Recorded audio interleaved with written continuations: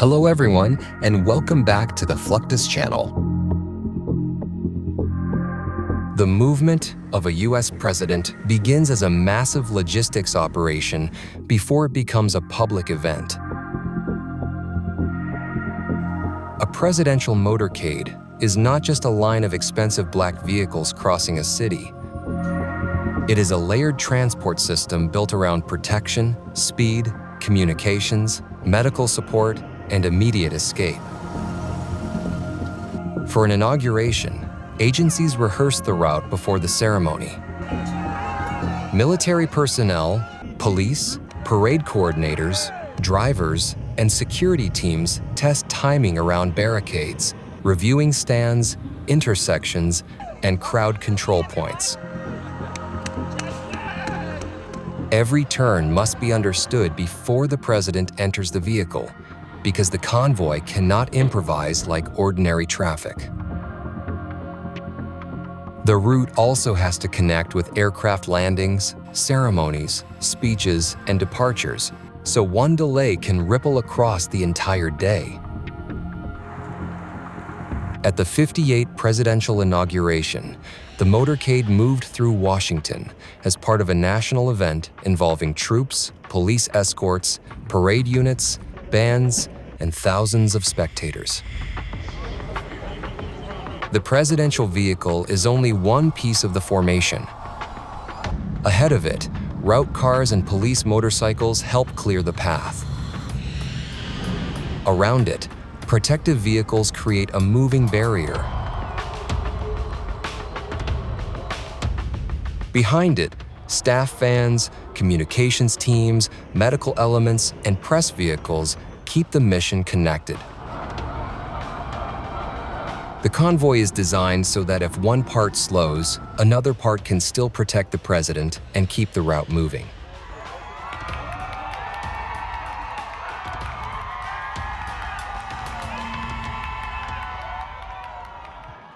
The preparation also reaches far beyond Washington.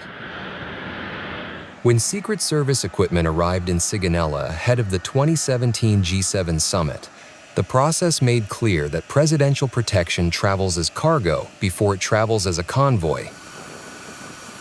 Pallets, vehicles, gear cases, and support equipment are unloaded, checked, staged, and moved into position before the visit.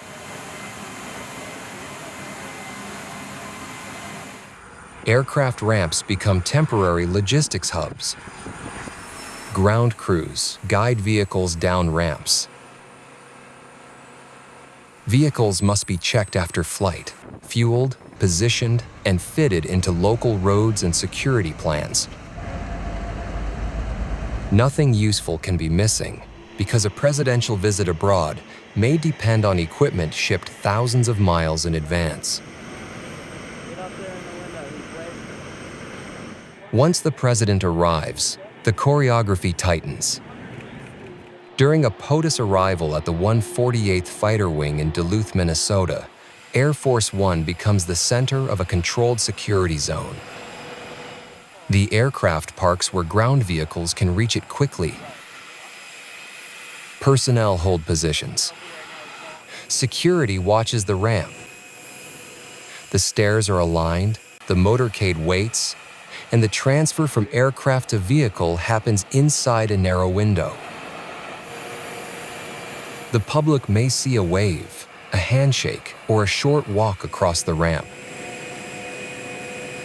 But the operation underneath is built around seconds and strictly calculated spacing. Drivers already know their order. Escorts know when to roll. The first vehicle cannot hesitate, because the entire package must move as one.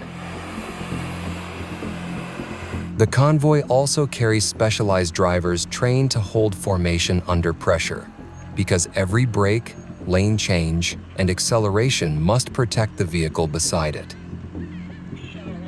Their discipline turns separate machines into one controlled movement, even when streets are crowded, unfamiliar, or politically sensitive. The motorcade's strength is redundancy. It doesn't just carry the president. It carries medical capability, communications, counter-assault response, staff coordination, press movement, and route control.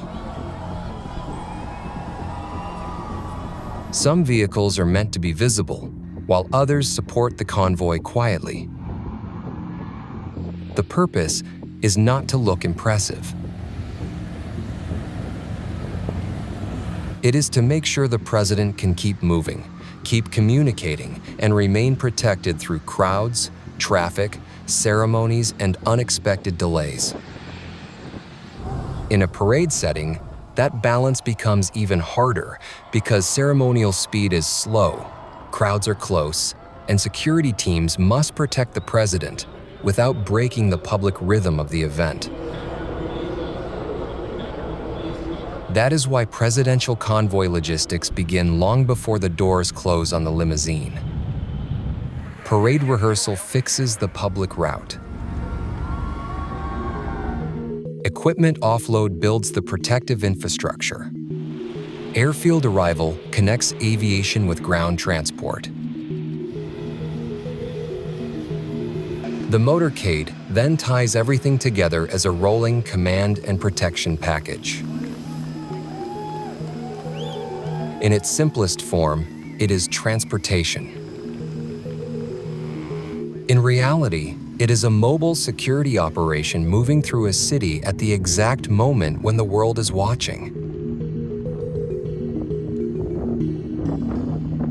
Advanced teams study roads, ramps, gates, sight lines, and parking areas before the visit, because the safest convoy is the one whose problems have already been solved before the engine starts.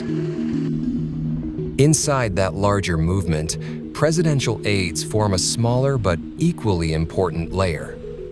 They appear close to the president at airfields, summits, military bases, and international headquarters, moving with folders, bags, phones, briefing materials, and security support.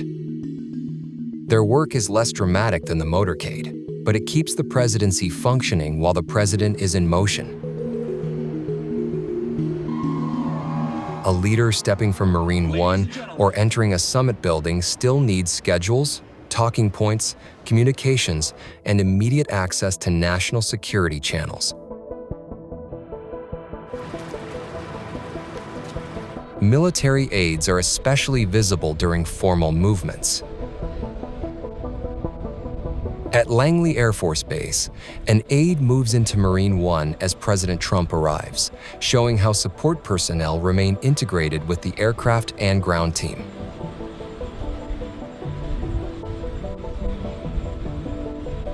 At NATO events, uniformed aides appear near the president during arrivals, wall-side waiting moments, and building entrances.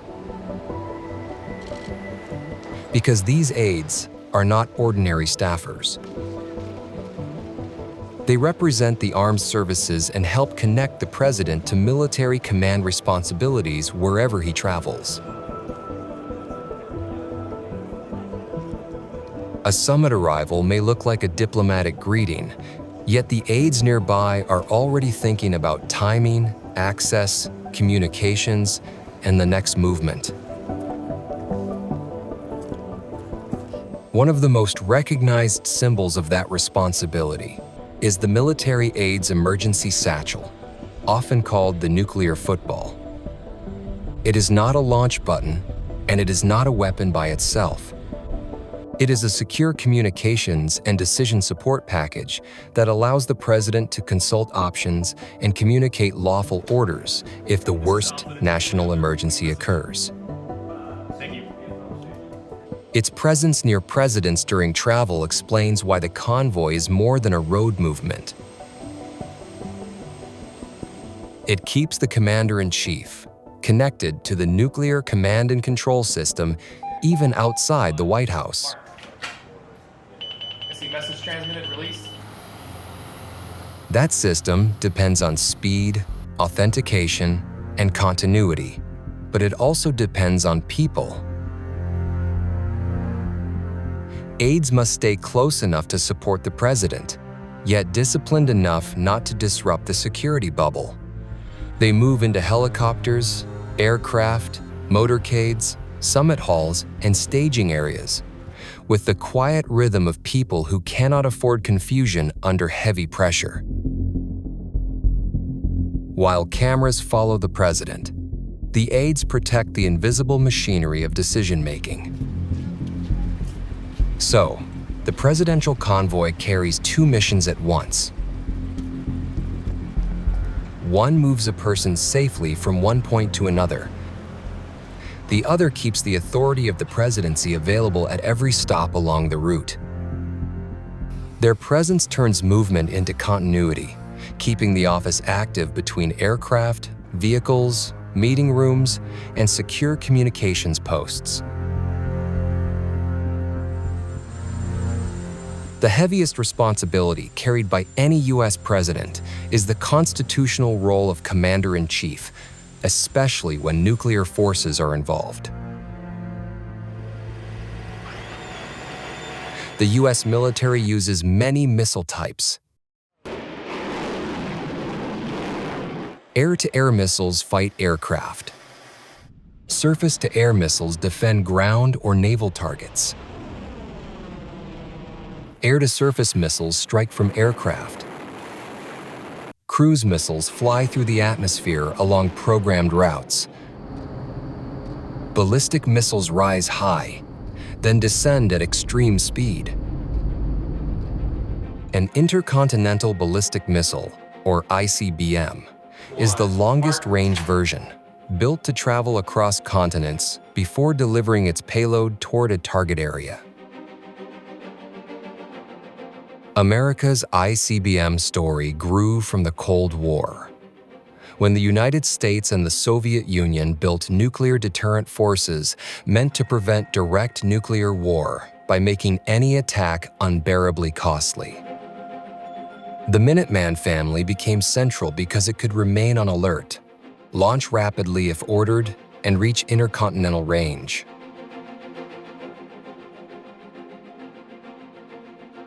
The LGM-30G Minuteman III remains the only land-based ICBM in U.S. service, forming one leg of the nuclear triad alongside submarines and bombers.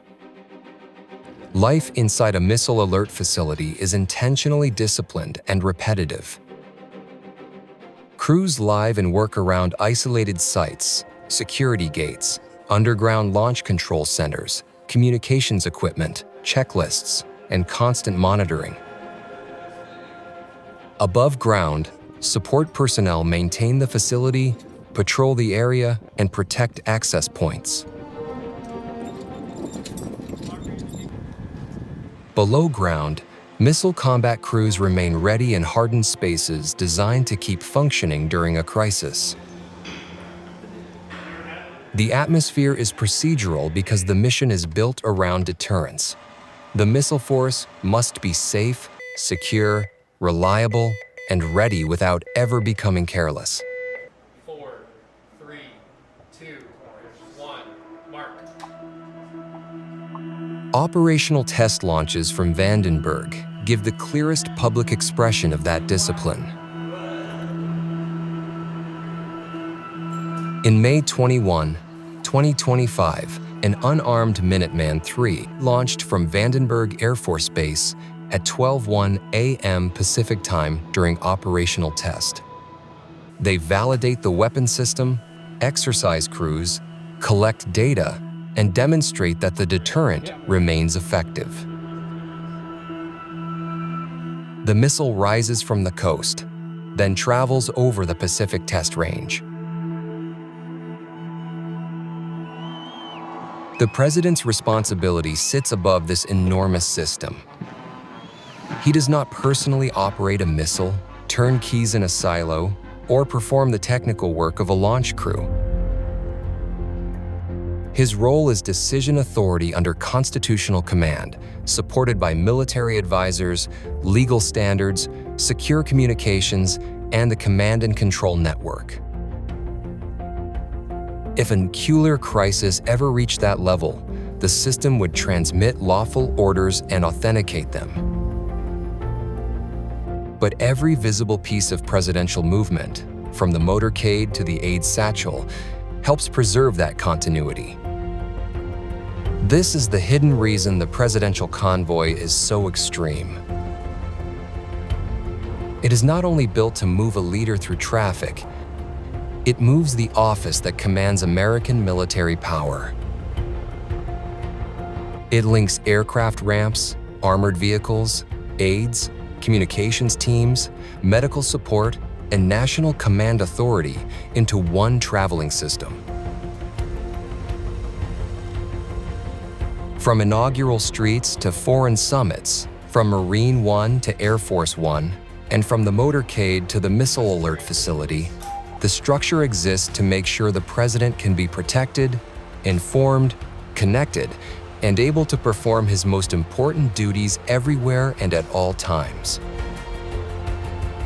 That's the end of this video. I hope you enjoyed it. Make sure to subscribe to this channel so you don't miss any of our new content. See you next time.